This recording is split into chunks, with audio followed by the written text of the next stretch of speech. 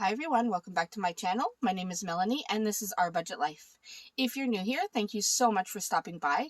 I hope you'll consider clicking that subscribe button and the notification bell so that you never miss any of my videos. Now I have here my Erin Condren monthly planner. It is the 8.5 by 11, so it's the larger size. And I'm about to do my Paycheck 1 budget for the month of May. So if you want to see how I do my Paycheck budget, make sure you stay tuned.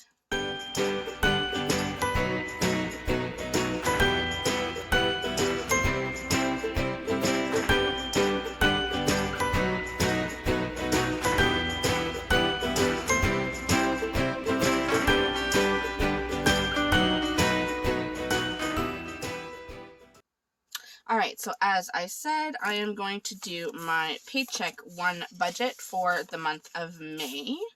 So I'm just going to flip. So I usually have my monthly budget here, my weekly check-in here, and then after I go in with my paycheck budget. So let's go ahead. I have my thick washi. I'm using pattern C for this one.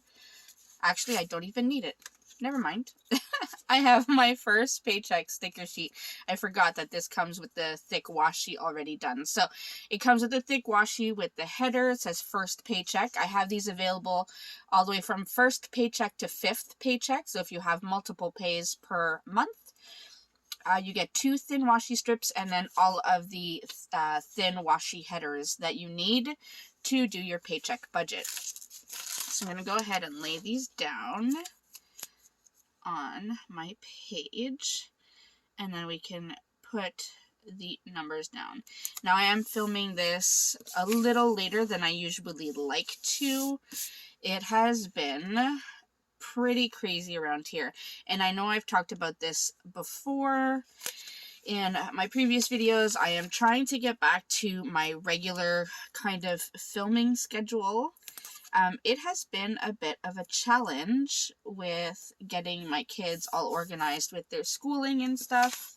I cannot tell you the struggle it has been just staying on top of everything. So for income, I'm going to leave, let's see, I'm going to leave 3 lines. I don't foresee getting much income. 1, 2, 3. I don't foresee getting much income for the first paycheck aside from our regular pay. So I'll leave that. Then I'm just going to add a decorative thin washi in between. We don't have a ridiculous amount of bills to pay, so I have the space. And yeah, so school has been a little stressful. As you may know, if you've seen my other videos, my husband and I are both high school teachers. So we have been teaching, and we both teach a full timetable. So, you know, we're teaching all day essentially. And then we have 3 children. My son is in grade 7. My oldest daughter is in grade 5. And our youngest daughter is in grade 2. Grade 7, he's been doing fine. My son, he's doing great. He's staying on top of things. His teachers are very organized. They're able to leave really good information in the Google Classroom, which is the platform that they've been using. And it's been really easy to follow along and stay on top of everything. So if I need to help him, check up on him, then that's been really easy to do. So the sheet is done. My daughters, though, grade 5 and grade 2, the teachers, not so organized, and it's been quite a struggle. Honestly, my oldest daughter is not really doing anything. She logs into the Google Meet, listens to the teacher, but is not really able to get a lot of the work done. The teacher did not tell me anything until like months later, so I just found out this week, and it's been a few months already, that she hasn't handed in any work and hasn't been participating. So it's been a struggle, but it's also very hard for me to follow along with their Google Classroom because essentially every single thing that has been posted in that Google Classroom is worth 100 marks. Everything has a due date, and it's all jumbled. So there's absolutely no way for a parent that has a busy schedule already, working full-time, can follow along. So as a teacher myself in high school, when my students have to hand in an assignment that is actually worth marks, I will make it worth marks. So if it's out of 40 marks, out of 50 marks, whatever the situation is. If it's not worth anything, if it's just homework, just practice, then I make sure it says unmarked. And if it's something that they don't have to hand in, it's just something they're working on their own, I will put in the description, no need to hand in, or not necessary to hand in. If something is absolutely necessary they hand in, I say must be handed in by, even though there's a due date written on top. I do this so that the students are clear on my expectations, but also if there are parents trying to help their child, they can see the information. And I know I'm ranting right now, but that is not what is going on with my daughter's classes. My two daughters, essentially everything is worth 100 marks. Everything has to be handed in. Everything has to be submitted, which is unrealistic. It really is unrealistic. So at this point, I'm ready to give up. There's still a month and a half left of school, and I'm ready to just tell my daughters, you know what? Forget it. Enjoy an extended summer. If they fail grade 5, grade 2, they don't get held back. They still go on to the next year. I can always get them a tutor next year to get them caught up. But at this point, I am beyond frustrated with their teachers. And I know teachers are trying to do the best they can, and I want to think that. But I think there are some teachers that are really just phoning it in. So, okay, I'm done. I'm sorry. I'm not going to keep ranting. First paycheck. So, I have... Here, let me zoom you in a little. Alright, so for first paycheck, we have my pay, and we have my husband's pay, and then I'm going to put other here.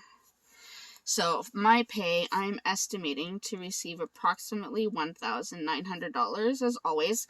I usually get more than $1,900, but I do like to keep this number. That way when I'm budgeting, I can budget lower, so I make sure I have enough money. My husband has $1,500 coming in, and then the other, I'm just going to put the $60 that I usually get from my mom for her Netflix and my dad's cell phone bill. So that's $1,900, $1,500, and $60. So that's $3,460. $3,460 is our estimated income for our first pay. Pretty simple. Now let's go ahead and look at the monthly really quickly. So if we look at the monthly, so I am getting paid, or we're all both getting paid on the 13th here. So if you see, I have van payment, car payment, we have Crave. Over here we have Microsoft, home insurance, RESPs.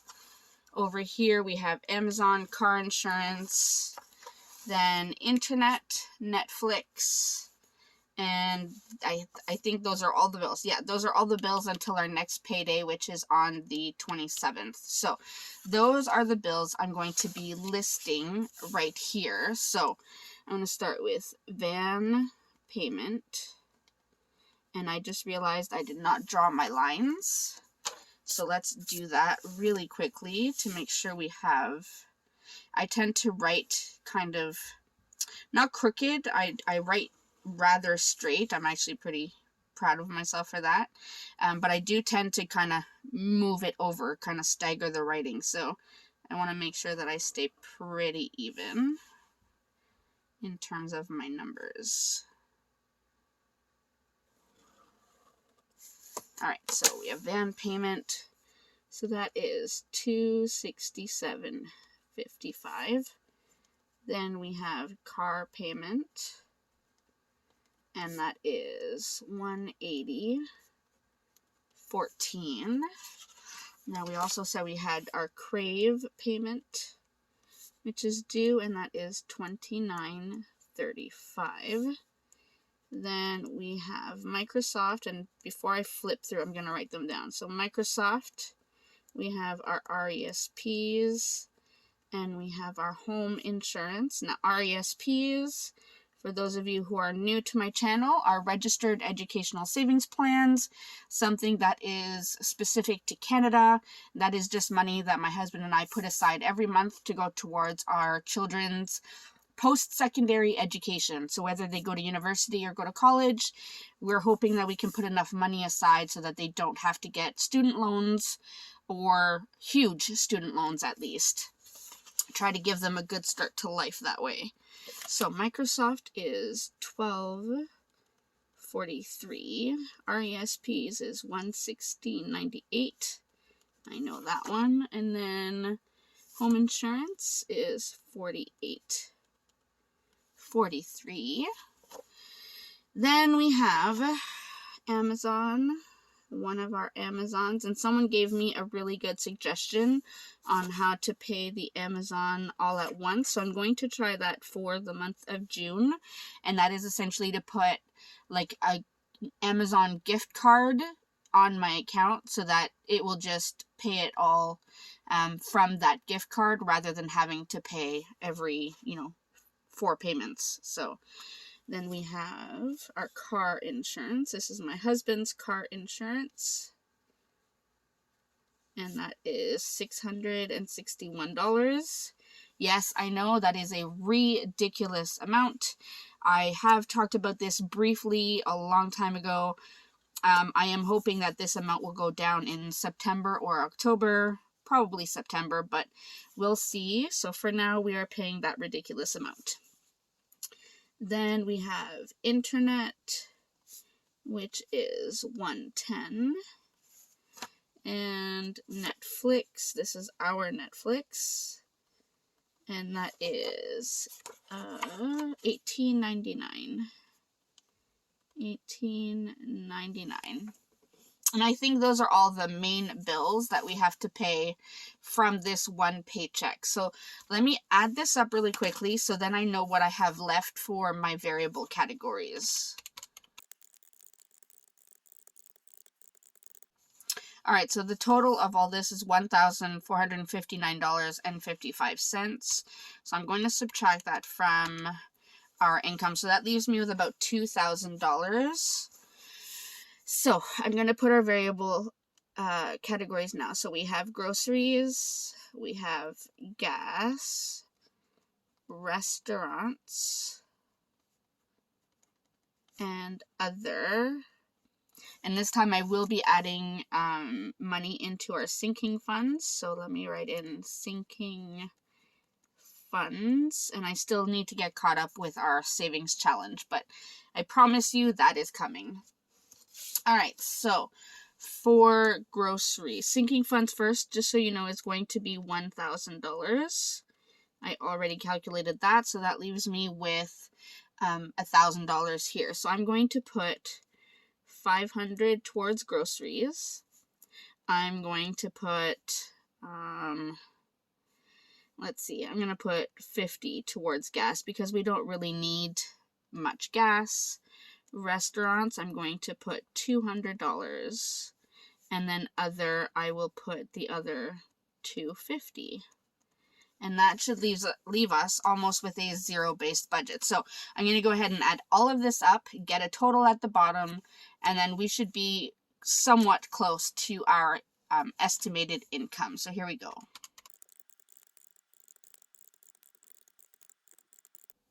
All right, so that is $3,459.55. So that means, let me write this total here. So $3,459.55. We had estimated $3,460. So that means we are at 45 cents left, which is essentially almost a zero-based budget. So I'm excited about that. Let me zoom you out so you can see the full page. All right, so that is about as much of the full page as I can show you. So this is where we're at. We have our estimated income, we have our budgeted expenses, our bills, and our variable expenses for our first paycheck. So I think we're good. I think that will be it for this video. As always, if you have any questions, please feel free to leave them in the comment section down below. I love chatting with all of you. And also, these stickers are available on my website, and also still available on my Etsy shop if you're interested. I do recommend you shop on my website, however, because the prices are cheaper there, since I don't have the Etsy fees. So that is everything. I will see you in my next video. Thanks so much, everyone. Bye.